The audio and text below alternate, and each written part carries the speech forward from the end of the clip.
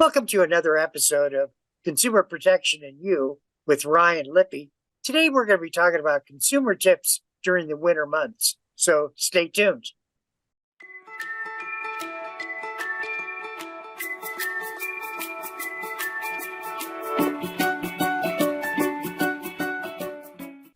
Welcome back to another episode of Consumer Protection and You with Ryan Lippe.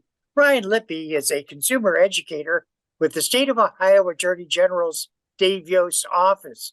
Ryan, it's always a pleasure talking with you. I learn a great deal. Great. It's nice to be back. Even though it's cold outside, it's always warm in the studio. During the winter months, we seem to be inundated with a lot of different kinds of scams that, because we are mainly in the house, we see different scams from the computer, the phones, the video. It's just amazing. Yeah. And when we are inside, we're tethered more to the internet, seems like. We are answering the phone more often. If you take maybe some extended holiday breaks or take a wintertime vacation, sometimes that'll expose you to some of the scams that you might not otherwise see because you're working or in another location. For example, in the wintertime, you may be wanting to pay your heating bill, and you may get a call claiming that you're late with your payment and you're about to lose service. But don't panic. I mean, that is a scam that we've seen all year round the last couple of years, is phony phone calls where they claim to be the utility company, either electric or gas, and they claim that you're late on your bill and they want you to pay up, or they claim you're going to be disconnected. Now, it's time at that point to see if that person that's pretending to be a account representative has your name, has your address, has your account number. If they don't have that information, it's likely a scam. Or if you receive a phone call like this, hang up and call the utility company back at its legitimate phone number that you know to be correct. You can get disconnected in the winter. There are some things that are different in the wintertime with disconnection policies, but you can get disconnected, but there's a process for everything. No official person from the utility is going to give you 45 minutes to pay. You're going to get notices. You're going to get a chance to pay up your bill if you're late before you actually get disconnected. But some people get scared, and it's the winter heating season. We certainly don't want us and our children to suffer without heat. So we might fall for a scam like that in the wintertime. So if you're concerned about disconnection, go to the PUCO website, the Public Utilities Commission of Ohio website, PUCO, or the Ohio Consumers Council website, and they can help you out. There's a special reconnection order that is in place that might make it more affordable for you to keep your utility services. Again, a lot of these disconnection phone calls are scams, but if you start getting notices on your bill, or you know that you can't make ends meet, you haven't paid your bill in full, contact the PUCO, contact the utility company. Let them know, and you might be able to make payment arrangements to make it more affordable over the long term. You had mentioned that we are using our computer quite a bit. Just recently, I was contacted by Microsoft saying that there was an error with my computer, and that what he would like to do is to get involved with my computer by my giving him permission to get in there. Is this still a very prevalent kind of scam? We are seeing some instances of the tech support scam still today. There are a number of ways that these scams operate. A lot of times they pose as a tech support person or someone affiliated with Microsoft, and they want remote access to your device, so access from far away. And that's where the scam starts up.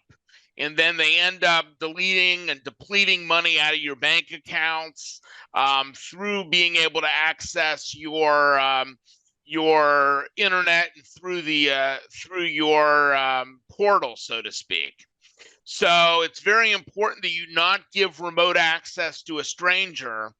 And if they ask you to log into your bank account or into any kind of credit card account, I mean, those are all big red flags. But really, the first notion of them wanting you to get on your computer and give them remote access should be enough to frighten you to hang up and disconnect that phone call, because there's nothing good that can come out of that. It's a scammer that's asking for the remote access if it's a stranger and you haven't called them for help. So it does work a bunch of different ways. We even see sometimes phony Amazon representatives contacting consumers. They want remote access to the device to supposedly give you a refund. In reality, they're going to deplete your bank accounts once they get your login and password permission to enter those accounts. We hear a lot of different terminology, such as phishing. Can you sort of give us a few of the other better known ways in which people are scamming us, and should we be apprised of how to resolve things? Sure. I mean, we know phishing, and I don't mean fishing in Lake Erie, but I mean phishing when it's spelled with a PH. That is when someone you don't know is trying to get personal information by impostoring a bank or a credit card company. They may send you an email with the bank logo on it purporting to be that bank, but in reality, they just want personal information and or money.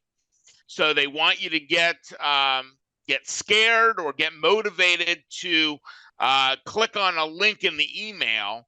And then that's when they start asking for personal identifying information, maybe even your account numbers, your passwords, your social security number, things like that. So the base of phishing, the definition of phishing is, when they try to get personal information by impostoring someone else through email, through the internet, things like that. Now, there's also spear phishing, which is where they actually do some research and they don't try to phish 1,000 or 10,000 customers at once.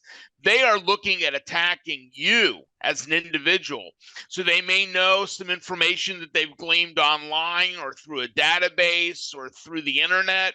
They may know, for instance, where you go to church. They may know who your friends are.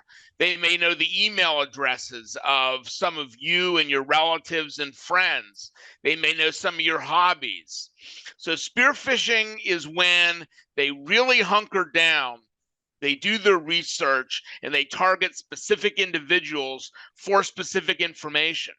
An example of that is when sometimes if they get wind that you're closing on a home mortgage or refinancing, they will do research or somehow get access to information about the closing date, and they will impostor someone involved in the closing and pretend that they are you and that you want all the proceeds to be transferred to a different account number than what you had given them in person, or that you had actually given them. So they want to change and redirect the funds to a phony account, one that they control. So that's when you get into spear phishing. There's also smishing, which is phishing through text messages. So if they send a text message to you and lots of your friends and relatives and everybody in your community saying that they're a bank and there's a problem with your account and you need to click on a link to regain access and to give them personal information, doing it through text message is called smishing. And then there's vishing with a V. V is in Victor. Vishing is when it's voice phishing.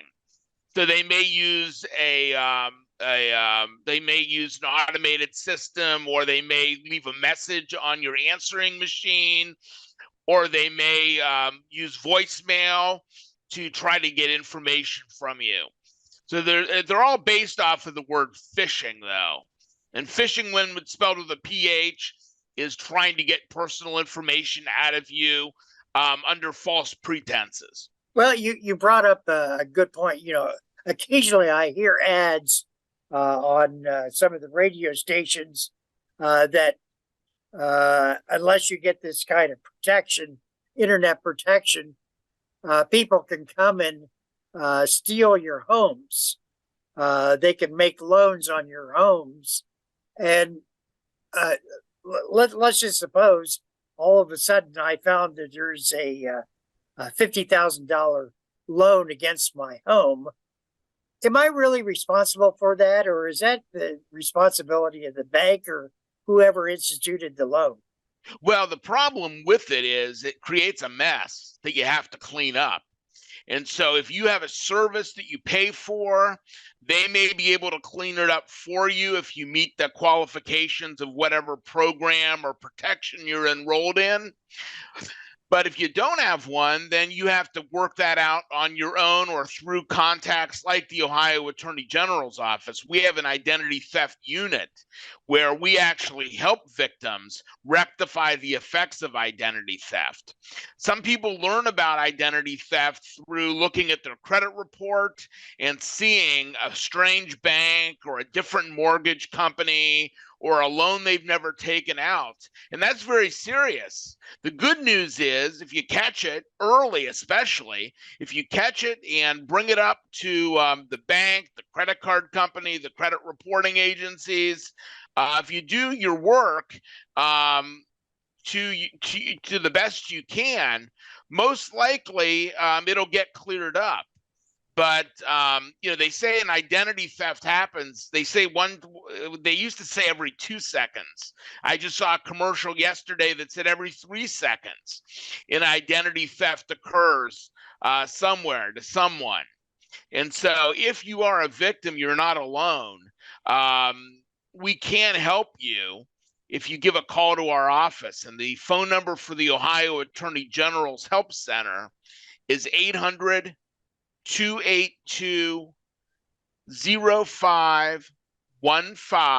That's 800-282-0515.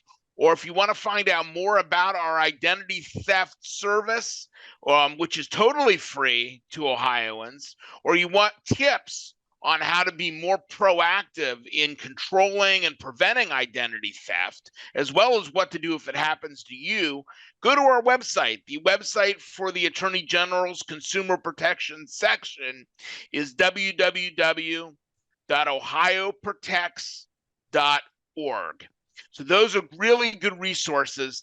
And another great website, if you want to try to curb the identity theft yourself and not get the help through our identity theft unit, you can go to the Federal Trade Commission. They have a special website to help victims of identity theft, and that is simply identitytheft.gov. And they give you a step-by-step approach to handling your own identity theft matter so that you clear up your good name and restore your good credit.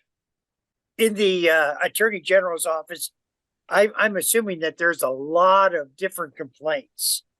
Is there any specific complaints during the winter months that you rarely see at any other time? Well, the big one that stands out is propane. With propane users in Ohio, Ohio is a fairly rural and suburban state. And we have a lot of consumers that heat with propane or fuel oil.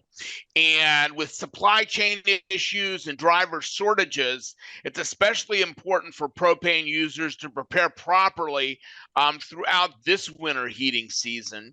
Propane is not regulated in the same way as electricity and natural gas. It's not regulated by the Public Utilities Commission of Ohio, and it's not really covered by what the Ohio Consumers Council does under its special laws. But we can handle propane phone calls. So if you have an issue and you don't have enough propane in your tank, you never want to let the volume go below 25% without having an order in your into your propane supplier for a fill up. I mean, the earlier the better, especially this winter heating season. But if you run out of propane or you're getting low, call your supplier right away. And always be sure there's a clear path to your propane tank. I know we got a lot of snow during this last holiday season of 2022. And now that it's 2023, you got to make sure there's clear path to your propane tank, so when they deliver your propane, they're able to actually refill that tank. But we can assist propane users that have propane level emergencies. And so these emergencies receive priority handling by our office. And a lot of people do call our toll-free number, the 800-282-0515. That help center can be reached to try to work with you and with your propane company to get whatever complaint or whatever low volume matter you have resolved. So it's really not necessarily a scam as it is, you just don't have enough money to pay for it. It may be a money issue. It may be a supply issue. It may be that you've prepaid for propane, yet they're not following their end of the bargain by delivering the propane to your tank. There's a lot of shortages with drivers, and there's a lot of supply chain issues this winter. So it can take longer for someone to get a full tank of propane. Sometimes they want to partially deliver the propane, even if you've paid for an entire refill. So we stand ready to help consumers, whether it's a simple issue or a complicated issue. We can at least try to use our informal dispute resolution service to try to work out the matter between you and the company. One of the things that we find during the winter months is inclement weather that creates a lot of problems with travel, specifically airline travel. Just recently over the holidays, we had seen several of the airlines cancel flight after flight after flight. And I know that it's on a federal basis with the planes, but are there some things that the state of Ohio Attorney General's office helps with when it comes to problems with travel?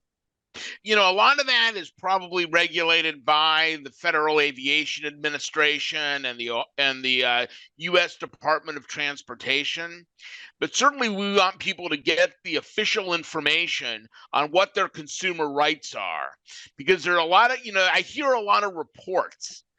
Even though we don't directly regulate airlines, I hear a lot of reports out there that consumers aren't necessarily compensated up front without knowing their rights and exerting their rights and speaking up to the airline about being compensated for either a flight that's canceled, a flight that's delayed. So the important thing is to not just go on the internet and do a bunch of searches. You can try that, but get official sources first by going to the Federal Aviation Administration website, the FAA website. You can look for those types of things so that you know what you are bargaining about. So you know what your rights are in terms of a missed flight or a delayed flight, and what to do if they've lost your luggage. All those intricacies are dealt with to some degree in consumer protection rules established at the federal level. So it's important for people to get that official information. And each airline usually would have some type of contract of carriage with the passenger. So some of it gets down to the individual airline as well, and what your rights are as a passenger. But And it also depends, if you're flying in Europe, for example, or if you're flying in Asia, you may have even extended rights, or expanded rights based on the EU and based on regulations over there. But if it's a domestic flight, look to the FAA, looked at some consumer advocates that do concentrate on travel and transportation. And if you have questions or if you have concerns and don't know where to go next, you can always call our help center. And if we can't help you, we may be able to tell you who can. So that's why I promote our toll-free number so exhaustively, is because they have a jurisdictional database that they can use to try to help you solve your problem. If it's not within our hands or our ability, we'll direct you to where you need to go. So 800-282-0515 is our help center, and they'll be able to access the database that'll let them know who may be able to help you if you're stuck and don't know where to go next. In Ohio, we have Public Utilities Commission of Ohio. Yeah, PUCO. of Ohio. What is that? And what do they do? And how are they a benefit to us as consumers? Well, the PUCO regulates the utility companies.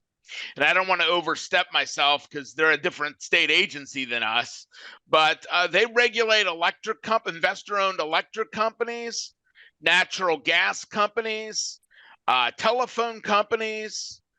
They do things with railroad crossings and transportation and motor carrier issues. They are the regulator out there that sets the rules that are based on laws passed by the General Assembly.